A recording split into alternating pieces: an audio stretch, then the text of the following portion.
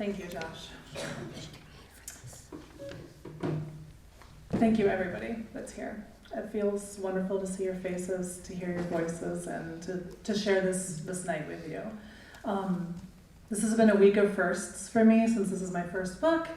Getting the physical copies, as I was telling Heather earlier, last week was an overwhelming experience because I was like this nerdy little girl that went to the library every single week when I was a kid and just like got my stack of books. So to see my name on the cover was really overwhelming. But then to have a good friend like Josh stand up here, and I can see and feel the depth with which he's seen me over the last couple of years and gotten to know my work, and then sharing all of that with all of you is really fantastic. So thank you for being here, and thank you for sharing this night with me, and thank you for your attention.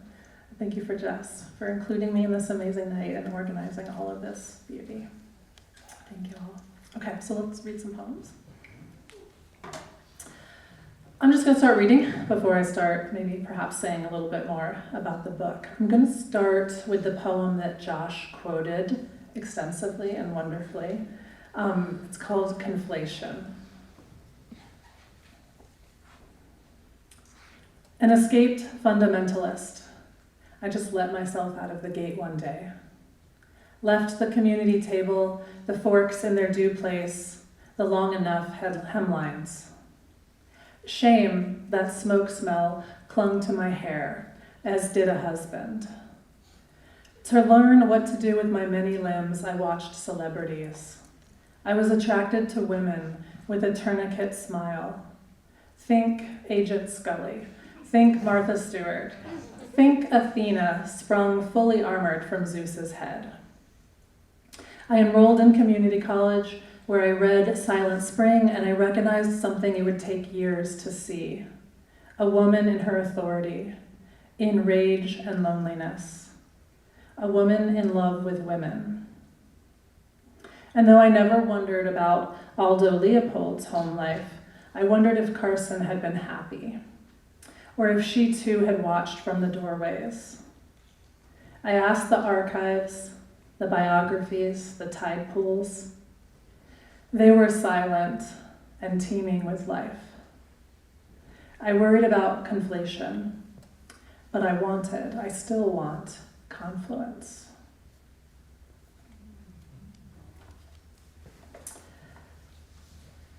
I want to tell Rachel Carson about Centralia, Pennsylvania, and 24-hour gas stations. Take desire, for example. I am always searching for the hidden entrance in the trunk of the riven tree. 1 minute mistletoe is a parasite, the next a collaborator. I imagine the entanglement of all energy on its way to outer space must sound to the universe like the music playing in line for Space Mountain. All the things I've thrown away in gas station bathrooms, like the thrice-wrapped pregnancy test taken at 4 a.m. I imagine they must share space in the atmosphere with the ash of the letters she burned.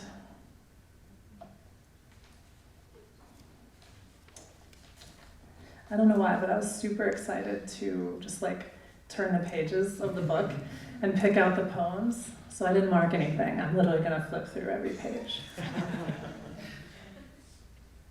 That helps me feel like maybe I'm doing this spontaneously, but I actually read all of these poems ahead of time.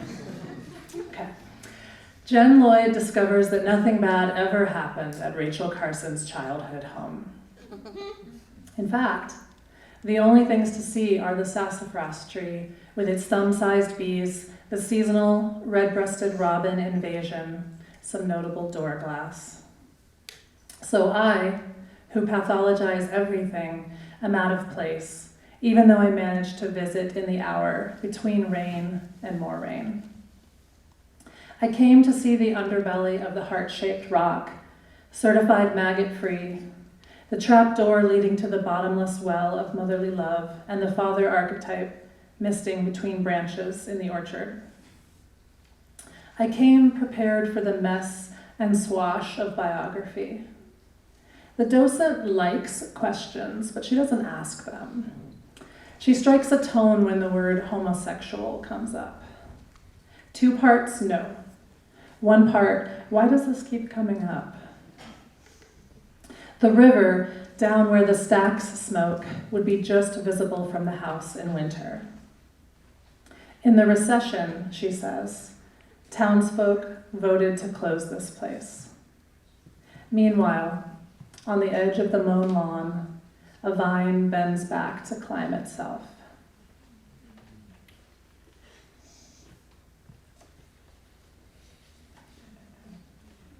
Okay, part-time stalker. I had my second and last panic attack on Route 27 in Maine. I had driven across the continent to that tree-heavy highway to poke at photographs you took, to triangulate the location of your winter house from clues in your letters about a bend in the Sheepscot River. I walked the coastal path a half mile from your home, wishing you would startle me by appearing, apparition. Wishing you might lick me like a mother cat, that you might like me, part-time stalker of your archives. Wishing that, like me, you would have found comfort in the fact of that water wetting the feet of a woman 50 years later. Your house, place where you made salad and masturbated and took that photo of the wave in its 7 textures, was shuttered. Milkweed pods in the front yard were the gray of a ghost town, but an hour after sunset, black shapes surfaced and rolled in the dolphinless river.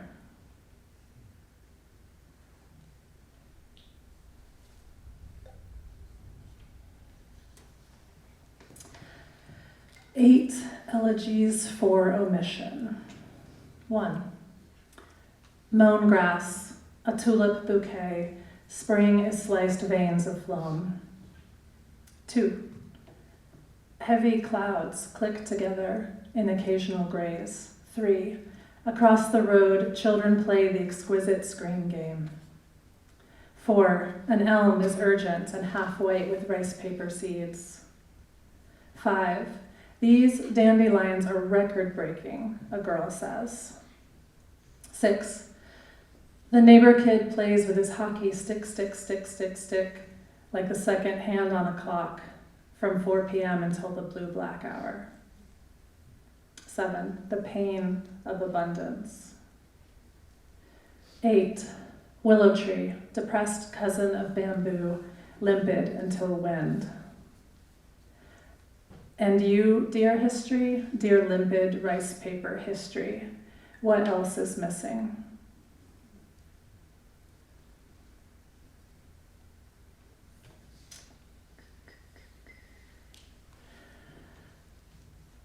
Phobophobia, which means fear of fear. Fear of plums wild in your backyard, or fear of the bite, of needless repentance, of renovating the universe, or fear of your neighbor with the heft of her breasts as she walks, or fear of clocks with weighted arms, or fear of that stranger, your mother, asking about the purple ghost stain on your lips, or fear of realizing there have always been plums wild in your backyard, along with the whirring birds, the vine-on-vine sidelines, the night steps where your feet found what your hands couldn't. But most of all, fear of the sea sinking the ship, its gold crop ungathered.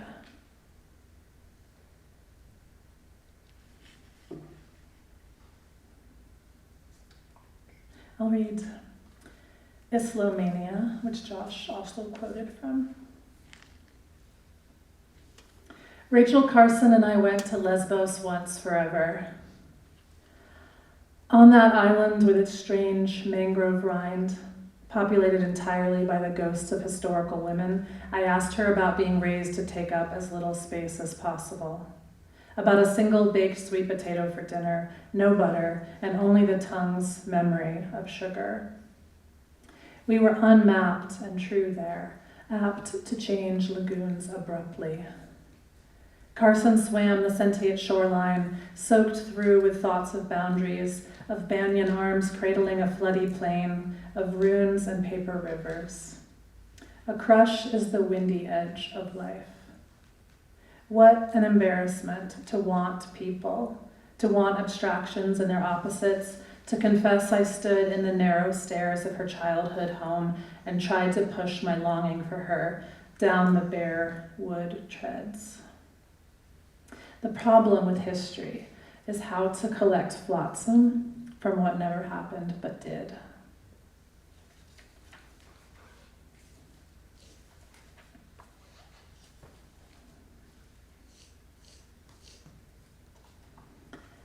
A crush is a scream. Rachel Carson and her mother, Maria, stand in the foyer like two columns of steam. The DSM has labeled homosexuality a mental illness. The mother doesn't like women. The daughter is a furious bird. Thank God for dreams. How many more nights like last night will Rachel get? In her dream, the other woman's jaw is a razor denuding a path down Rachel's back, an embarrassment of clean, the opposite of vertigo. If tension is a body's currency, a collar is meant to be undone, a scream meant to be heard.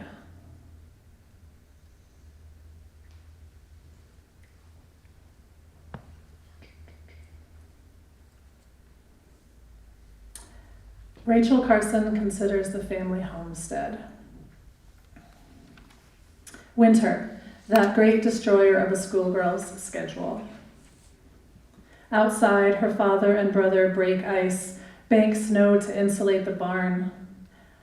A fox cartwheels onto its prey, and leaves grow into mold. School is closed, and in the kitchen gloam she peels beets, knobby globes, red and warm, their brine glad to bleed across her knuckles. She worries each root into a fawn's heart and does strange, slippery medicine on their epicardia. The truth is, if a girl doesn't return to school, oh, slide rules, oh, high marks, oh, ticker tape of recitations. If a girl doesn't return to school, no one will ask. Another truth, she hates peeling beets. No skin ever said, I'll just slip right off.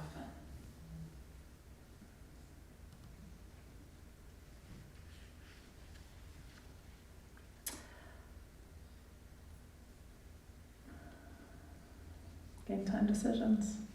Skipping things I practiced. Okay.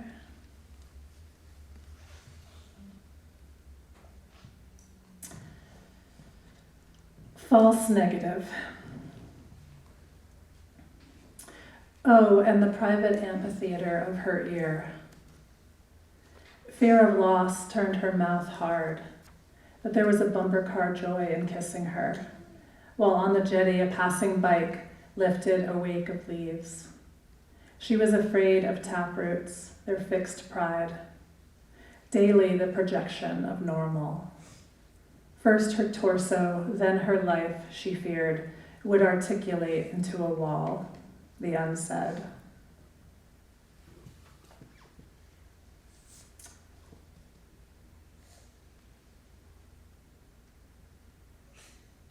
All right, I think I will read as the last poem. This book has one particular poem. It's the last poem in the book, and as by way of explanation, the poem occurs multiple times across the book, but only one stanza at a time. So it's almost as if there's this like ghostly spine or ghostly vertebrae emerging across the book, and then it's the last book in the collection as well. So that'll be the last poem that I read tonight. Remember, body. Two women in the night water write on each other phosphorescent words. First, single syllables. Once, you, breath. Then one of them tries lavender and runs out of collarbone. That time of year, dawn arrives earlier every day. It arrives and arrives and arrives. One of those women shivers, like a fortune teller, married to a doctor, on the eve of an epidemic. The tide always rolls back out, and with its wash, any creature without something to hold on to. Thank you all for coming.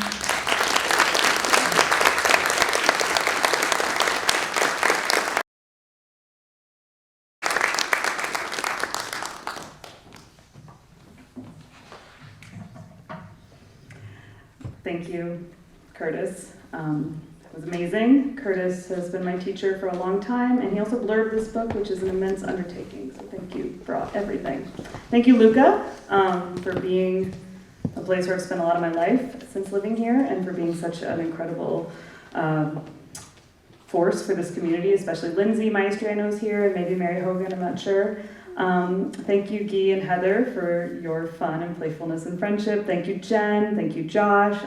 Thank you, all of my students, for being here, all of you for being here. And thank you, Leslie and Mike and Tommy, who I'm going to be reading for tonight. I'm going to read 5 poems, so you know what's coming. And I'm thinking of these as kind of, I've had the privilege of getting to read here a lot, so some of you have had to hear a lot of the poems in this book in various iterations. So the ones I'm reading are kind of like what I think of as the sleeper hits. This first one's called Valentine, and it comes from a conversation I had with my friend Sarah Vereen about how the shape of the organ, the heart, became this, I guess. So we talked about that transition, and we decided to both write about it, and this is what came out of it for me. Valentine. The heart shape did not start with the heart, but people leaves, silphium, wild carrot, the rounded plants ancient women found to prevent or end pregnancy. See also ivy, fig leaves, damp petals of the water lily. It's not until crucifixion we get the bloody organ, pierced by a black cross, a clutched chest, the true symbol of devotion. Then Luther's rose, Danish ballad books, winks at the shape of buttocks when viewed from behind, private schools with demanding names like Sacred or Immaculate Heart, a box heavy with chocolates and rimmed in velvet, children folding red paper in half with clumsy hands. I heart NY, I carry your heart with me. Everybody's got a hungry heart. Heart emoji, it's visual in the book. Aisles in the drugstore so red you'd think they were bleeding, which is all ancient women wanted each month, not just February. Gifting each other silphium, wild carrot, leaves like paper hearts. What clearer way to say, I love you, I want you to live. This next one is called Vow, and it's the oldest poem in the book. I wrote it maybe 10 years ago, and so I thought that was important to read. So Vow. The sermon of the ocean, nothing lasts that I wish dead. A light that looks like dawn all day, that feels like the first hour of winter, your hands demanding their way into my sweater.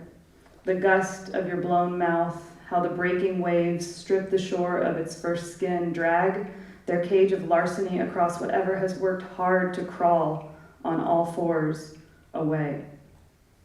Like the first time I ever saw the Pacific, and you said, I told you it was bigger. The choking, foamy groan of high tide, God's jaw unhinged and hungry. Your laughter slapped against my skin, a signal that I too should be happy. Of course the sea has teeth. Of course we lie beside it like a dare. Starfish in our blood, limbs that won't regrow. Your hands at my throat. Isn't this romantic? Isn't this what I wanted? Isn't this how you always end up, cold enough to know your blood is hot, unsure enough to turn back before you've even begun to run?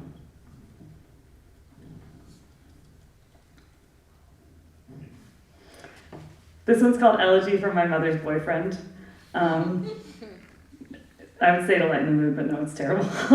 And he's still alive, and I guess he read this when it came out, which makes me feel terrible, but I'm going to read it for all of you. It's called Elegy from My Mother's Boyfriend. It's after this poet, James Kimbrell, that we just got to see read. Nathan and Christy and I got to see read in Los Angeles just now. Elegy from My Mother's Boyfriend. I don't think you're dead yet, Randy. I feel so bad that he read this, but you know, he deserves it. I bet you're still coaching tennis at the club, watching the best-looking moms chase their youth around the clay courts in expensive pleats. I do think you loved my mother for a minute, slouching around our detonated home as if you had not been one of the many fingers on the trigger. Having taught me how to palm a racket, how to watch for the exact moment the ball begins to drop, tennis court kairos, cool fall afternoons, before you complained there was no more coffee, and why would a 16-year-old drink caffeine anyway? Before my mother went so mute with defeat that she let you stomp around her daughters, bloated and boxered, as if you'd been a champion once.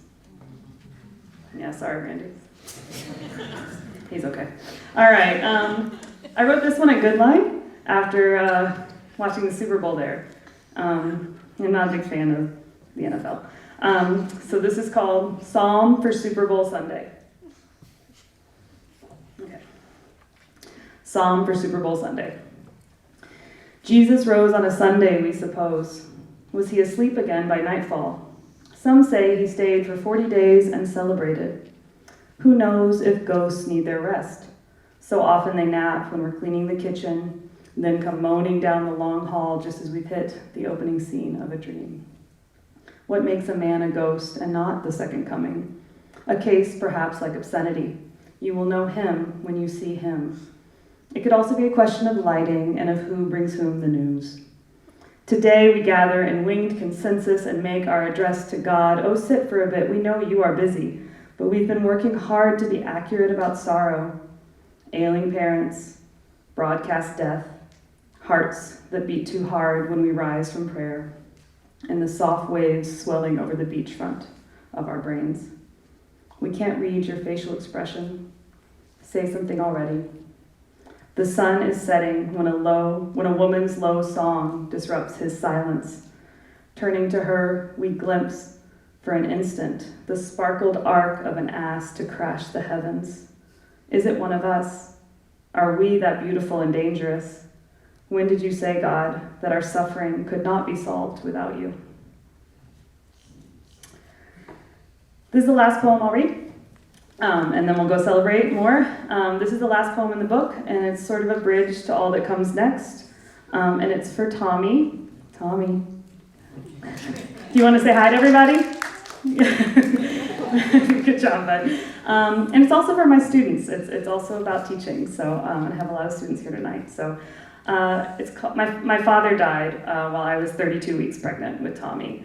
And this is about that experience, but about a lot more than that. And it's called On Earth. While I held you inside me, your grandfather died. His body was closer in death than it had been in his insufficient life. Each time I wished to hold my father, I pressed my hand to you, which was also a way of holding myself. There are so few remedies, so little to be known. I advance and retreat based mostly on hope, the hope that what I reach for is real. I teach my students to seek for questions instead of answers, in the hopes I might save them a lifetime, albeit short, of searching. And you, child who is answer, not question, child who is full mourning, all bod, child whose response is most often song, I don't ask if you will live forever because I must live in the certainty that you will. I must manufacture an answer despite my best intellect. I must believe that when I die, you will still be the sun rising over the earth each morning, that you will sing to my students, who surely will also survive, eternally seeking questions based on my excellent and unforgotten tutelage. Yes. In memory, I hope to be more certain and inspiring, because I know that now, when you cry, set down in your crib, or hand it to your father, it is because you believe this might be the last time we touch, and I am reminded every time that you might be right. Okay.